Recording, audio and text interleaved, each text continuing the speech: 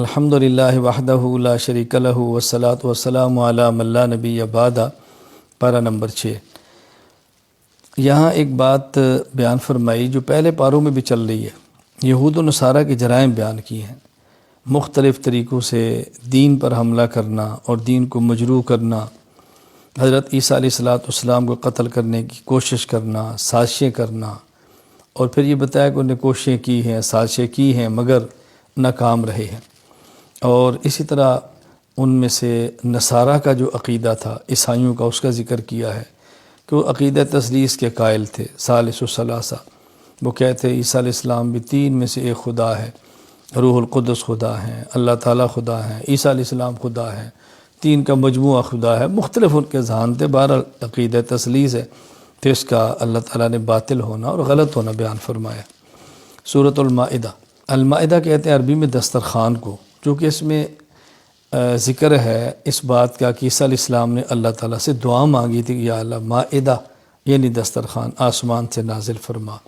اس لیے سورت کا نام ہی سورۃ المائدہ ہے۔ اس میں اللہ تعالیٰ نے حلال اور حرام چیزوں کا قدر تفصیل کے ساتھ ذکر فرمایا ہے، حکم دیا ہے عہد کو پورا کرو،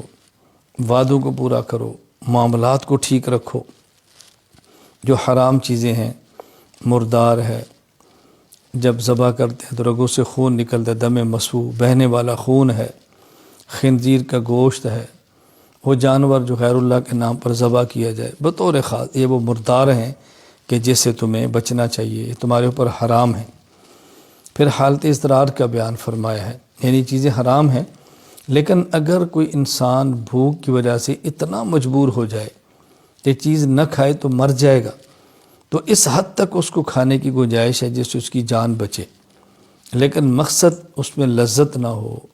مقصد مزہ نہ ہو، مجبوری ہو، جان بچانے کی خاطر اتنا کھانا جس سے جان بچ سکے، اس کی گنجائش ہے۔ پھر اس میں تکمیل دین کو بیان فرمایا۔ اللہ رب العزت نے اپنے پیارے حبیب حضرت محمد صلی اللہ علیہ وسلم پر دین کو کامل اور مکمل فرما دیا ہے۔ دین کے کامل اور مکمل ہونے کا معنی یہ ہے اللہ تعالیٰ نے کچھ مسائل قرآن کریم میں بیان فرمائے، کچھ مسائل احادیث میں بیان فرمائے، اور بعض مسائل کے لیے قرآن کریم اور احادیث میں اصول بیان فرما دیے، جن اصولوں کی روشنی میں باقی ماندہ مسائل کو نکالا جائے گا،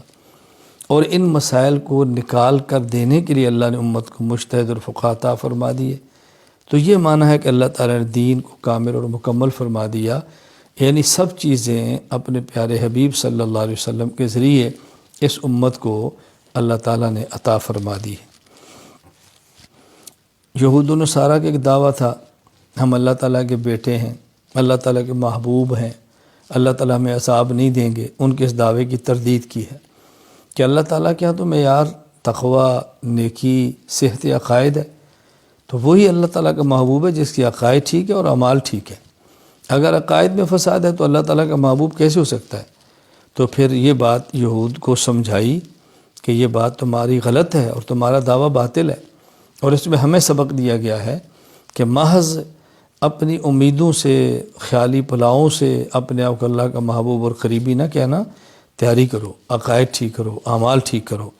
اور اس سے تم اللہ تعالیٰ کا محبوب بنو گے۔ پھر اس بارے میں حضرت آدم علیہ السلام کے دو بیٹے حابیل اور قابیل کا ذکر فرمایا ہے، کیونکہ آدم علیہ السلام اور اماں حوا دنیا کے پہلے خامد اور بیوی ہیں، تو حضرت حوا کے پیٹ سے ایک بیٹی اور بیٹا پیدا ہوتا، پھر بیٹی اور بیٹا پیدا ہوتا، تو جو اکٹھے بیٹی اور بیٹا پیدا ہوتے ان کا آپس میں نکاح نہیں ہوتا تھا، بلکہ ایک پیٹ سے بیٹا، پھر بعد میں بیٹی، ایک پیٹ سے بیٹی، دوسرے پیٹ سے بیٹا، ان کا نکاح ہوتا۔ تو قابیل کے ساتھ جو بیٹی پیدا ہوئی وہ چاہتا تھا میرا اس سے نکاح ہو نہیں سکتا تھا، تو قابیل نے اس مقصد کے لیے حابیل کو قتل کر دیا۔ وہ واقعہ اللہ تعالیٰ نے یہاں بیان فرمایا، بڑی تفصیل کے ساتھ بیان فرمایا ہے۔ پھر ایک ہے چور، ایک ہے ڈاکو، ایک ہے باغی۔ اللہ تعالیٰ نے چھٹے پارے میں ڈاکوں اور باغیوں کی سزا کا ذکر فرمایا۔ بعض ایسے ہیں جن کو سولی پر چڑھا دینا چاہیے، بعضوں کے ہاتھ اور پاؤں کو مخالف جانب سے کاٹ دینا چاہیے، تو ان کی جو مختلف سزائیں تھیں وہ اللہ تعالیٰ نے بیان فرمائیں، اور پھر یہ بھی بیان فرمایا کہ ان سزاؤں کا بنیادی مقصد امت سے جرائم کو ختم کرنا ہے۔ یہ ایسی عبرت ان کو بنا دو کہ کوئی آدمی یہ گناہ اور جرم کرنے کی جرت نہ کرے۔ چھٹے پارے میں اسلامی قوانین اور حدود کو بیان فرمایا ہے، اس جرم کی یہ حد ہے، اس جرم کی یہ حد ہے۔ بعض جرائم کی حدود بیان کی ہے اور کہیں اللہ تعالیٰ نے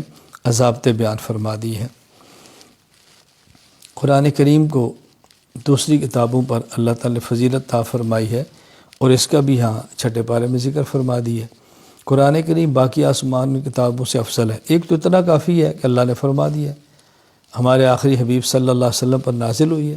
لیکن وجہ بھی بیان فرما دی کہ اس میں عقائد، عبادات، اخلاقیات، معاشرات، معاملات، یہ پانچوں چیزیں موجود ہیں، اور جس طرح اس میں موجود ہیں اس طرح کسی آسمانی کتاب میں تفصیل کے ساتھ موجود نہیں ہے۔ لہذا قرآن کریم اس بنیاد پر باقی تمام آسمانی کتابوں سے اعلیٰ اور افضل ہے۔ پھر اللہ تعالیٰ نے کفار کے بارے میں بیان فرمایا کہ دیکھو کفار کی دوستی میں خطرات کتنے ہیں، نقصانات کتنے ہیں، یہ تمہارے ساتھ مخلص نہیں ہیں، ان سے یارانے مت رکھو، قلبی دوستی مت رکھو، اندر کا تعلق مت رکھو، تمہارا تعلق مسلمانوں سے ہونا چاہیے۔ اور پھر ساتھ یہ بات بھی سمجھائی کہ اللہ تعالیٰ تو اللہ تعالیٰ محتاج نہیں ہے تمہارے، تم اللہ تعالیٰ کے دین کو سنبھالو گے تو بہت اچھا، نہیں ہوگا تو اللہ تعالیٰ تمہاری جگہ کسی اور قوم کو لے آئیں گے، اللہ ان سے پیار کریں گے، وہ اللہ سے پیار کریں گے، اللہ کے راستے میں جہاد کریں گے، کسی ملامت کرنے والے کی ملامت سے ڈریں گے بھی نہیں، اور وہ لوگ دین کو پیش کریں گے، دین پر عمل کریں گے۔ تو ہمیں سوچنا چاہیے کہ ہم نے کفار سے یارانہ اور دوستانہ بھی نہیں رکھنا، اور ڈرتے ہوئے اللہ کے دین کے کام کے اندر لگا رہنا ہے۔ آخر میں ایک بات فرمائی کہ دیکھو تمہارے دشمن یہود بھی ہیں، تمہارے دشمن نصارہ بھی ہیں، یہودی بھی مسلمانوں کے مخالف ہیں، نصارہ بھی مخالف ہیں، دونوں تمہارے مخالف ہیں، لیکن ان میں زیادہ نفرت اور زیادہ دشمنی اور زیادہ کینہ مسلمانوں کے ساتھ جو رکھتے ہیں وہ یہود ہیں، اور عیسائی ان کی نسبت نرم دل ہیں۔ اللہ تعالیٰ کی بات برحق ہے، اللہ تعالیٰ کی بات بالکل بجا ہے، جو فرمائے 100% ٹھیک ہے۔ لہذا ہمیں بھی اس بات کا اہتمام کرنا چاہیے، جب یہود اور نصارہ ہمارے دشمن ہیں تو ہمیں چاہیے ہم ان کو اپنا دشمن ہی سمجھیں، اپنا خیر خواہ نہ سمجھیں، وہ ہرگز ہم سے راضی نہیں ہوں گے،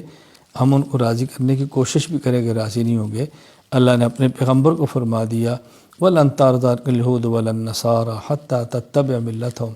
میرے پیغمبر یہ یہود اور عیسائی آپ سے تب راضی ہوں گے جب آپ یہودی یا عیسائی بن جائیں، الیاذ باللہ، ایسا ہونا نہیں ہے تو آپ سے کیسے راضی ہوں گے؟